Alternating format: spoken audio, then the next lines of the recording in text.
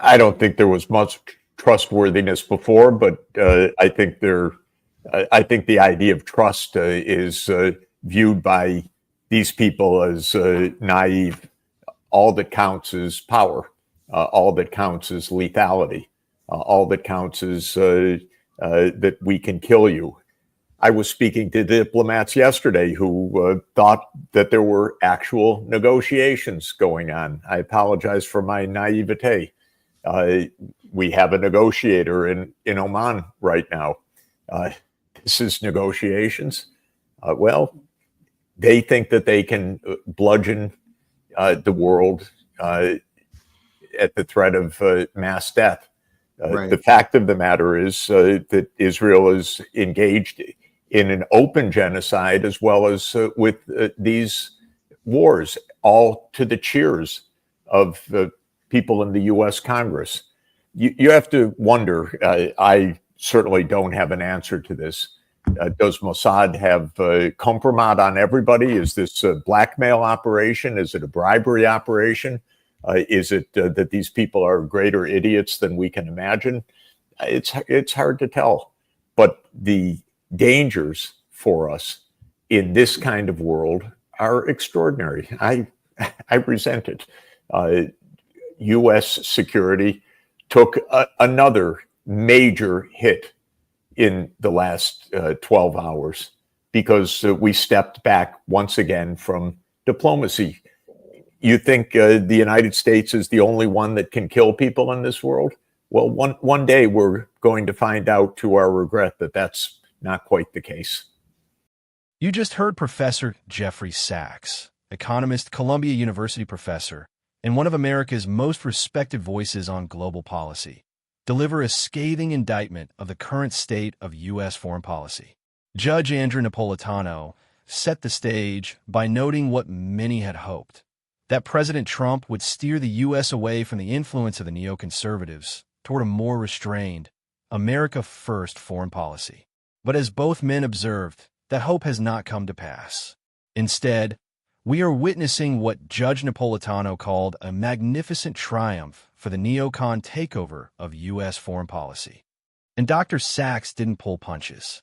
He described a world where trust in U.S. leadership has collapsed, where diplomacy is replaced by threats, and where violence is seen as the only legitimate form of international engagement. Let's unpack what he said and why it matters now more than ever. Is this a return to empire?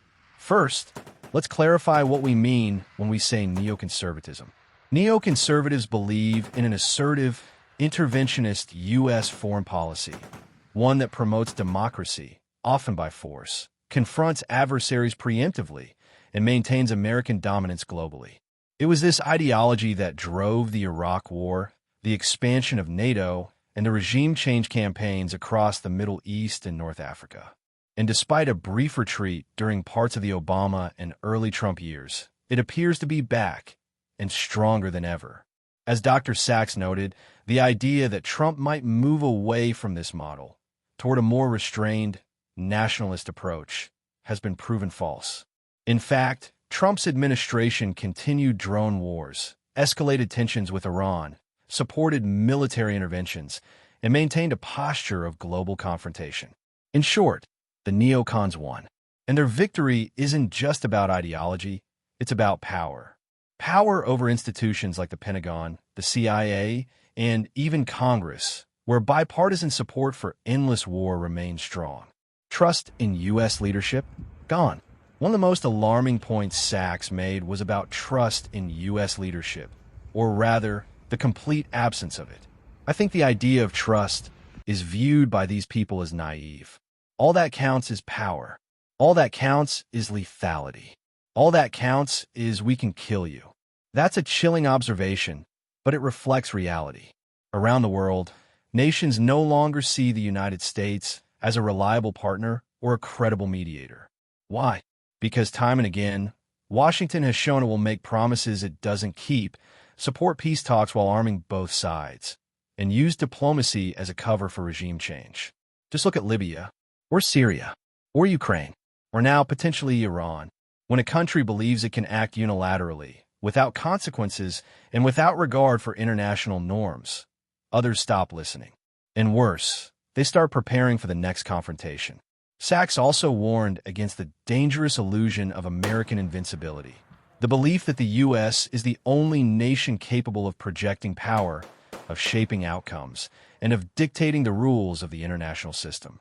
You think the United States is the only one that can kill people in this world? Well, one day we're going to find out to our regret that that's not quite the case. This arrogance, the assumption that the U.S. can act with impunity, has led to disastrous decisions.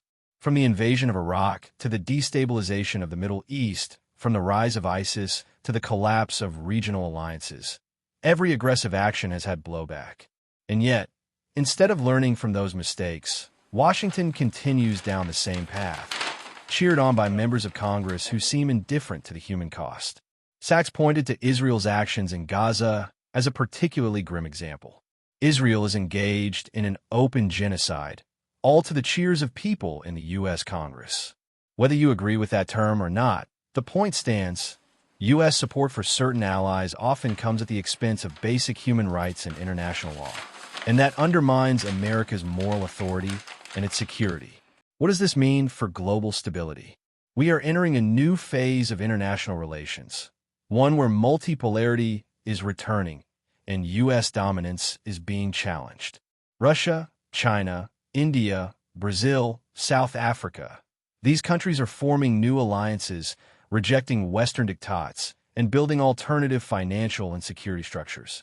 They do so not because they hate the West, but because they no longer trust the U.S. to be a fair or honest broker. And as Sachs suggested, this growing distrust may soon have real consequences. A world where the U.S. is no longer the sole superpower is not inherently dangerous. But a world where the U.S. refuses to adapt, where it clings to outdated notions of control, dominance, and unilateralism, that world is extremely dangerous. Because in such a world, misunderstandings lead to miscalculations, and miscalculations lead to war. So where do we go from here? Sachs offers no easy solutions, but he does offer clarity. To restore trust, the U.S. must return to diplomacy, not as a tool of manipulation, but as a genuine effort to engage with other nations as equals. It must recognize that other countries have legitimate interests and concerns, and that global stability depends on mutual respect, not coercion. It must also reevaluate its alliances, not abandon them, but ensure they serve long-term peace, not perpetual conflict. And above all, it must reject the mindset that says, we can kill you, so we don't need to listen. Because history shows us, over and over, that nations that rely solely on force eventually lose. In conclusion, the words of Dr. Jeffrey Sachs are a wake-up call. A call to recognize that American foreign policy has lost its way, that trust in U.S. leadership is crumbling, and that the era of unchallenged dominance is over. But more importantly, they are a call to rethink our assumptions, to question the narratives we're fed, and to remember that peace is not weakness, and diplomacy is not surrender. Stay tuned for more analysis right here on The Informed Perspective. Until next time, stay informed and think critically. I don't think there was much trustworthiness to begin with, but I think the very idea of trust is viewed by these people as naive. All that counts is power. All that counts is lethality. All that counts is the ability to kill. I was speaking to diplomats yesterday who believed that actual negotiations were going on. I apologize for my naivete. Yes, we have a negotiator in Oman right now, but is this really a negotiation?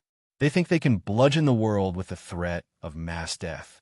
The fact of the matter is that Israel is engaged in an open genocide, as well as in these wars, all to the cheers of people in the U.S. Congress. You have to wonder, and I certainly don't have an answer to this, does Mossad have compromat? Are these people bigger idiots than we can even imagine? It's hard to tell, but the dangers for us in this kind of world are extraordinary. I resent it. U.S. security took another major hit in the last 12 hours because we stepped back, once again, from diplomacy. Do we really think the United States is the only country capable of killing people? One day, we're going to find out, to our regret, that that's not the case.